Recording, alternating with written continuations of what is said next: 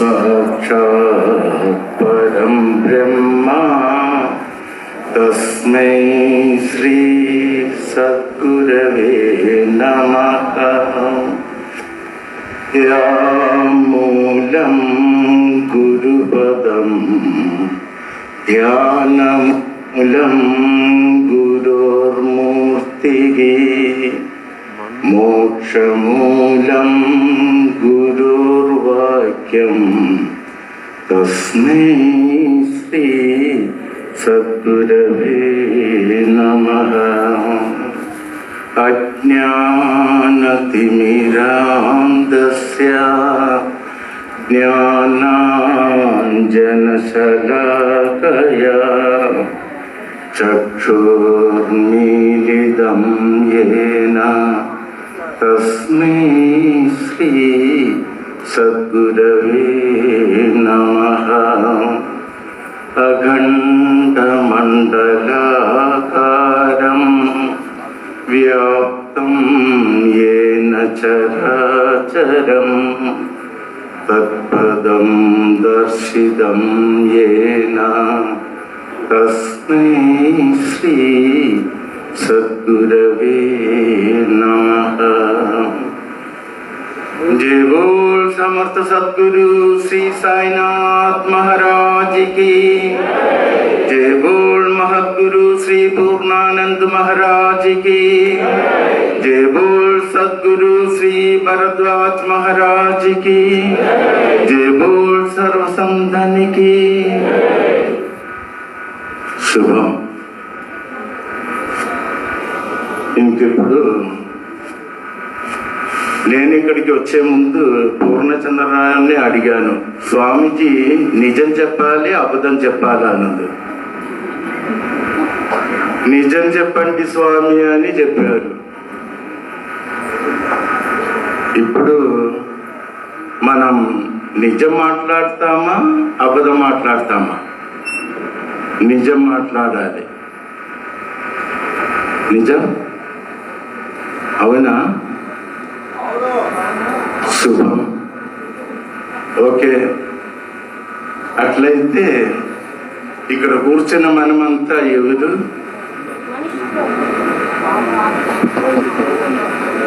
భగవంతుని స్వరూపులు. అబ్బా, నా బిడ్డ చాలా బాగా చెప్పారులే. ఇంకా చెప్పాలి. ఇక్కడ ఉపన్యాసం కాదు ఇక్కడ జరగబోయేది. మేము మీ అందరినీ మా పిల్లలు కానీ సాయినాథ్ గురు బంధువులు చూసావా, ఇంకా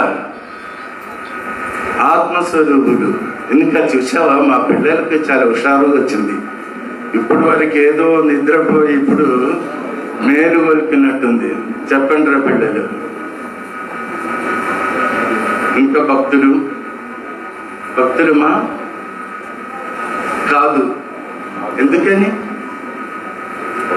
ఆ రూట్లు ఉంటున్నాం అంతవరకేనా? అంత భక్తులు కాదా?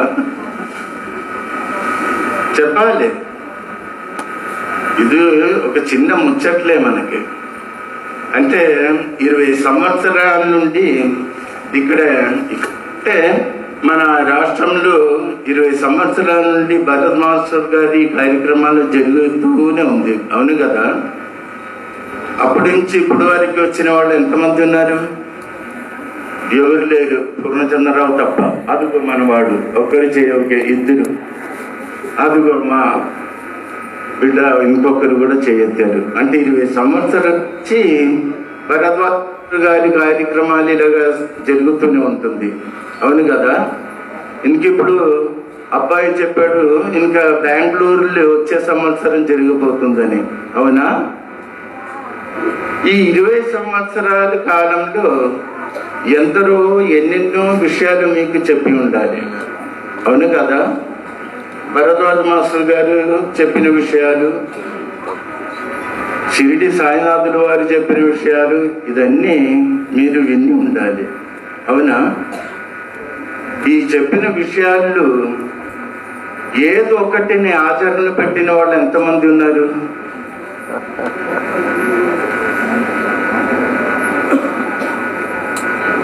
ఎవరు లేరు. చూసావా, నిజం నిష్ఠూరంగా ఉంటుంది. నిజం నిష్ఠూరంగా ఉంటుంది. అప్పుడే నేను ఫస్ట్ అడిగాను, స్వామీజీ నిజం చెప్పారా అబద్ధం చెప్పారా అన్నది.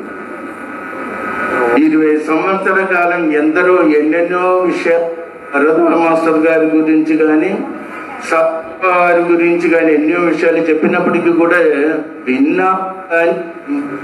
ఏంటంటే అబద్ధం చెప్పాలా?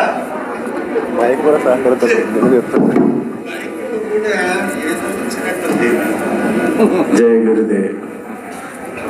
అంటే నిజం నిష్ఠూరంగా ఉంటుంది కదా, అలాగా సత్యవాది లోక విరోధించు.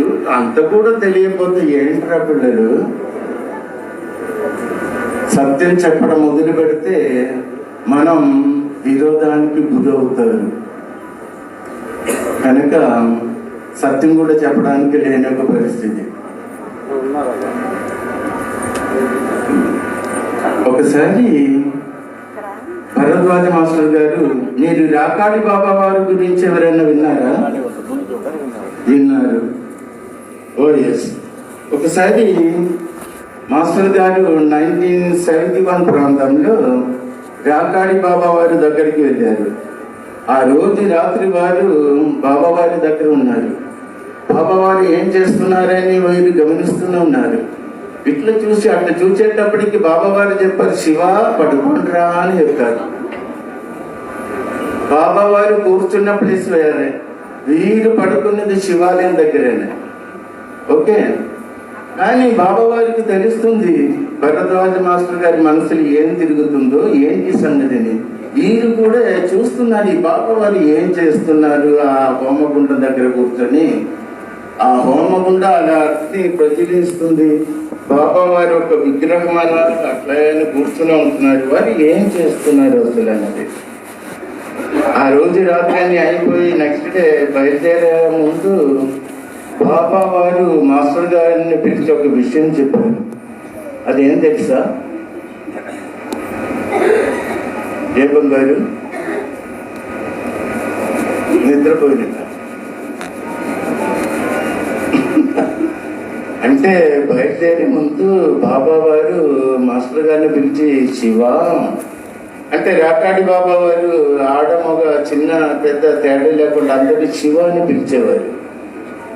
రాకాడి బాబా వారు అందరి శివ శివ అని సంబోధించేవారు. ఎందుకంటే వాళ్ళు తదాత్మ్యం చెందినవాడు పరమాత్మతో. కనుక వాళ్ళు దృష్టిలు కూర్చున్న వాళ్ళు ఇది ఎల్లయ్యి ఇది బొల్లయ్యి అట్లా ఉండదు. వాళ్ళకి చూస్తే అందరం ఆ శివస్వరూపులే కనిపిస్తుంది, పరమాత్మ స్వరూపులుగా. మనం చెప్పడం వరకు జరుగుతుంది కానీ అక్కడ జరిగేది నిజం జరుగుతుంది అక్కడికి. ఇదే తేడా. మనకు పెట్టుబడి మాటలకి పెట్టుబడి లేదు కదా మాటకి. కనుక మనం మాట్లాడుతాము కానీ ఆచరణలు వచ్చినప్పుడు మనం చెయ్యలేము. వాళ్ళు మాట్లాడరు, చేసి చూపిస్తారు. ఇదే తేడా. మాస్టర్ గారిని పిలిచి ఏం చెప్తారంటే, శివ ఎదుటి వాళ్ళని మెప్పించడానికై సత్యాన్ని ఎప్పటికీ కూడా వక్రీకరించి చెప్పకూడదు శివ అని చెప్తాడు.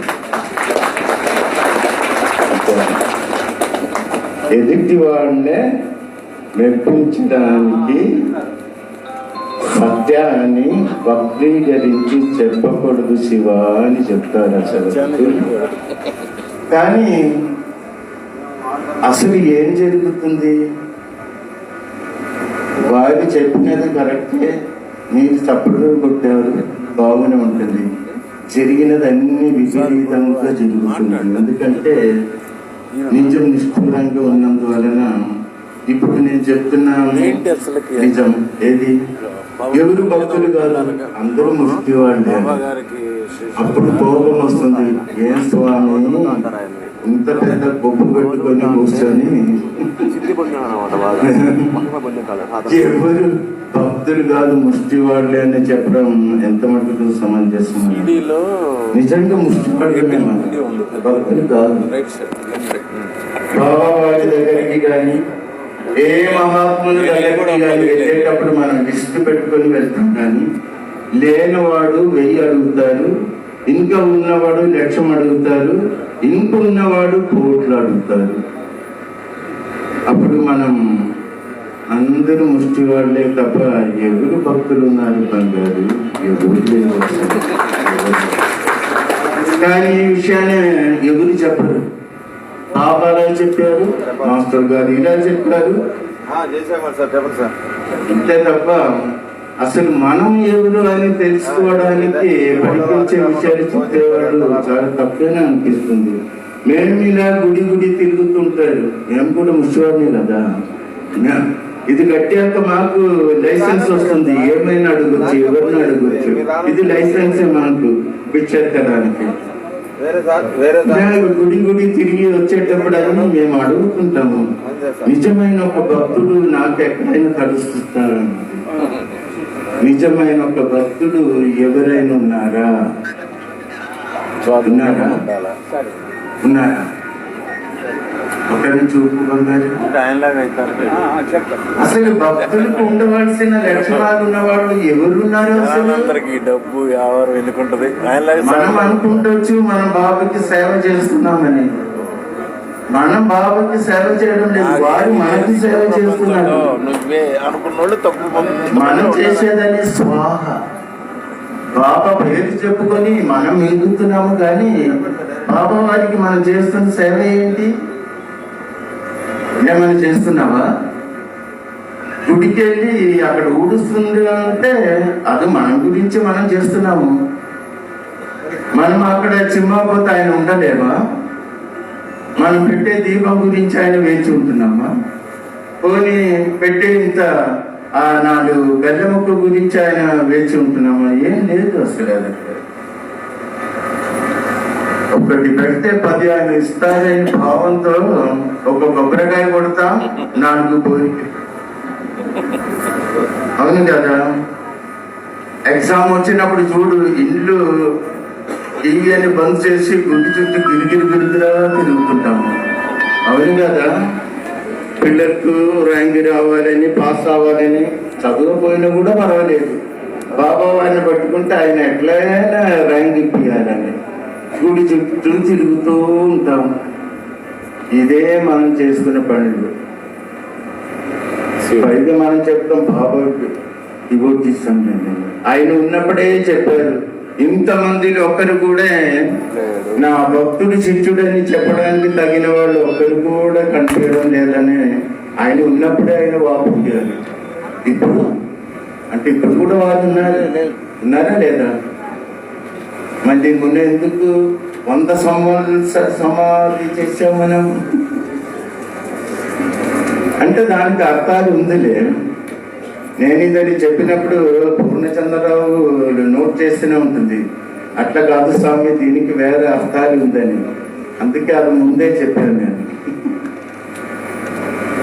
కనుక మనం చేయవలసినది ఏంటి అంటే మానవులైన మనం చెప్పు మరికే ఉంటుంది, కానీ ఆచరణలు పెట్టేవాళ్ళు ఎవరు లేదమ్మా.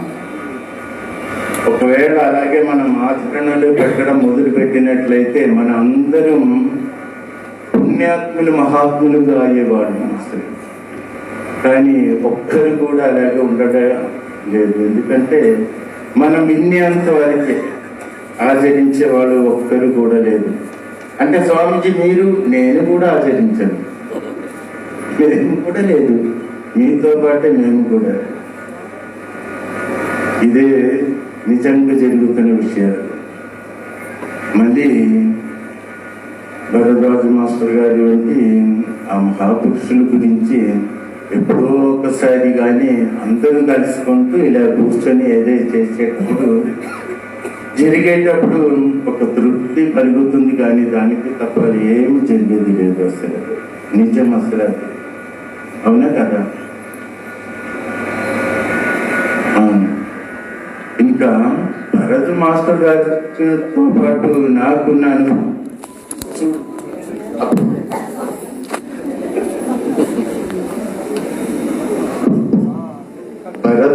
మాస్టర్ గారితో మాకున్న అనుబంధం 83 నుంచి ఉంటుంది, 1983 నుండి.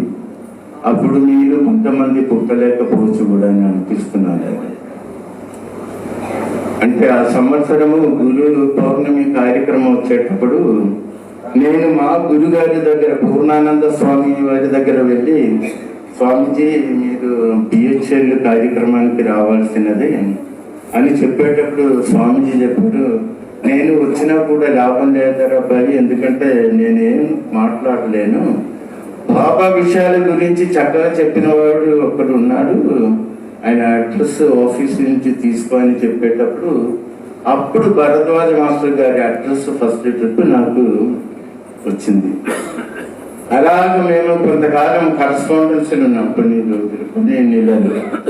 ఆ తర్వాత 1984లో విజయవాడలో all India Sai devotees convention జరిగింది సత్యనారాయణపురం గవర్నమెంట్ స్కూల్లో. విజయవాడ నుంచి వచ్చిన వాళ్ళు ఎవరైనా ఉన్నారు ఇక్కడ? అబ్బా, నా బంగారు ముగ్గురైనా ఉన్నారు. అక్కడ సత్యనారాయణపురంలో గవర్నమెంట్ స్కూల్ ఉంది కదా, తెలియదు.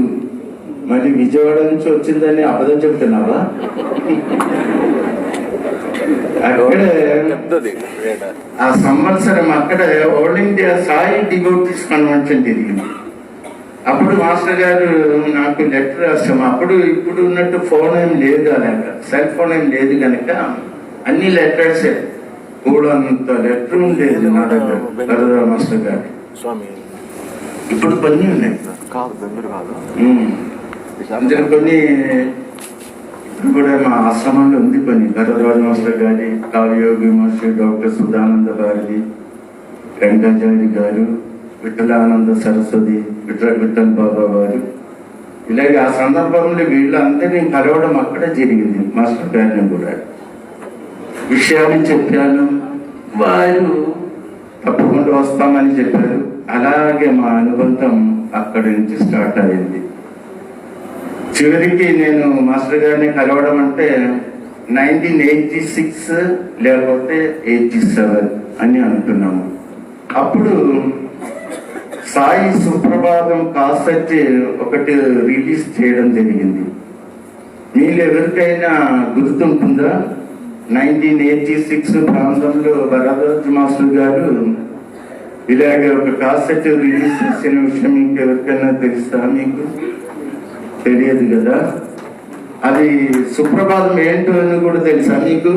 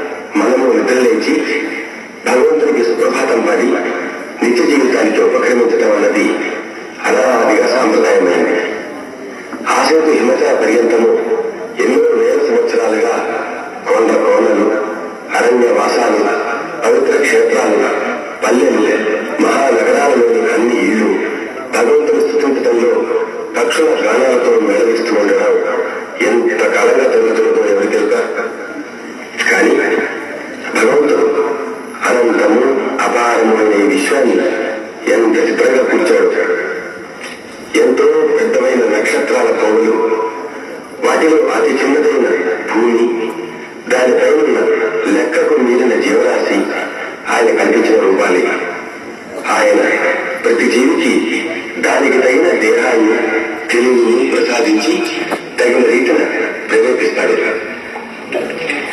తత్వాన్ని, పరమాత్మ తత్వాన్ని తెలుసుకునే అన్వేషణ దగ్గర నుంచి జీవిత ధర్మాధర్మాల గురించిన యోచన వరకు మానవులకు కల్పించాడు. ఈ తత్వదర్శనాన్ని ఉపయోగించుకొని కృతార్థులైన వారే మహాత్ములు. కొంచెం కూడా ఉంటుంది, అది మళ్ళీ తర్వాత మనం వినొచ్చు. కానీ ఇది మా లాస్ట్ కలయిక అని చెప్పొచ్చు. ఈ కాసెట్ రిలీజింగ్ సికింద్రాబాద్లో జరిగింది. సికింద్రాబాద్లో అది ప్రైస్ ఖచ్చితంగా ఎక్కడో నాకు తెలియదు, కానీ అది మర్చిపోయింది. సంవత్సరం అయిపోయింది కదా, ఎక్కడెక్కడో తిరిగాము, ఎవరెవరో కలిసాము. ఈ కార్యక్రమం అయ్యాక అప్పుడు వారు ఇలాగ లెటర్ రాశారు, ఇలాగ ఒక కాసెట్ రిలీజింగ్ ఉంది రావాలని చెప్తే మేము కూడా వెళ్ళడం జరిగింది. వారి చేతుల నుండి ఆ కాసెట్ కూడా మేము తీసుకోవడం కూడా జరిగింది. ఇది అసలు సంగతి. ఈ మధ్యకాలంలో కొందరు ఇది విన్నాక మాకు దాన్ని సీడీ చేసి ఇస్తే బాగుంటుంది స్వామిజీ అని అడిగితే నేను చెప్పాను, సెల్లి చేసి ఇస్తాను అని చెప్పారు. ఇప్పుడు మళ్ళీ దీని ప్రసక్తి పెరుగుతూనే ఉంది కనుక కొన్ని సీడీలన్నీ చేసుకుంటూ మీకు ఎక్కడెక్కడే ఎవరెవరు దానికి తగిన వాళ్ళు మమ్మల్ని కాంటాక్ట్ చేస్తే మీకు అందిస్తాము. ఎందుకంటే చక్కని బాబావారి సుప్రభాతం ఉంది, చాలా బాగుంటుంది. ఇందులో విశేషం ఏంటంటే అది పాడిన వాళ్ళు కూడా భరద్వాజ మాస్టర్ గారి చిన్నప్పుడు ఫ్రెండ్స్ ప్లస్ వారి భక్తులు కూడా. మళ్ళీ ఆయన పేరు కూడా భరద్వాజ గారే, ఆ పాడిన ఆయన పేరు కూడా భరద్వాజ. ఆయన పేరు కూడా ఆయన మిస్సెస్ పాడారు ఈ సుప్రభాతం. ఏనా ఇప్పుడు ఉందో లేదో తెలియదు. ఇప్పుడు మళ్ళీ కాసెట్ ఎవరు పెట్టడం లేదు కనుక సీడీ, ఇప్పుడు అది కూడా పోయి ఇప్పుడు ఇంకా పెన్ డ్రైవ్ ఏదేదో చెప్తుంటారు పెట్టారు. అట్లా ఏదో అయిపోయినట్టుంది. మొత్తానికి సీడీ చేయాలని అనుకున్నాం. ఎందుకంటే మాకు కూడా చాలా ఆదరణీయులు భరద్వాజ మాస్టర్ గారు, పూర్ణానంద స్వామి వారితో వారు ఎన్నోసార్లు స్వామి వారి దగ్గరికి వచ్చి ఎన్నో రోజులు వాళ్ళు గడిపేవారు. ప్రత్యేకంగా హట్టేశ్వరంలో భరద్వాజ మాస్టర్ గారు, స్వామీజీ వాళ్ళిద్దరూ ఉంటారు. ఎప్పుడైనా మాస్టర్ గారు వచ్చినట్లయితే స్వామీజీ అప్పుడు అక్కడ ఉన్న శిష్యుల్ని భక్తుల్ని పంపించేవారు. అలాగే ఉన్న అనుబంధము మాకు కూడా అనుబంధంగా ఉంటుంది వలన ఈ సీడీ కొన్ని చేయాలని మేము కూడా అనుకున్నాం. మా ఆశ్రమం తరపు నుంచి అది చేయడం జరుగుతుంది. ఓకే, ఇప్పుడు బంగారు టైం చాలా అయిపోయింది కనుక మా పిల్లలు చెప్పినట్టే ఒక్క చిన్న భజన కదా, అది ఇదన్నీ జరిగేది గురుకృప వలన కనుక గురువుని స్మరిస్తున్న ఒక చిన్న భజన మనం అందరూ కలిసి చెప్పుకుంటారు. మీరు అందరం పలకాలి, రైట్? जय बोल समर्थ सद्गुरु श्री साईनाथ महाराज की।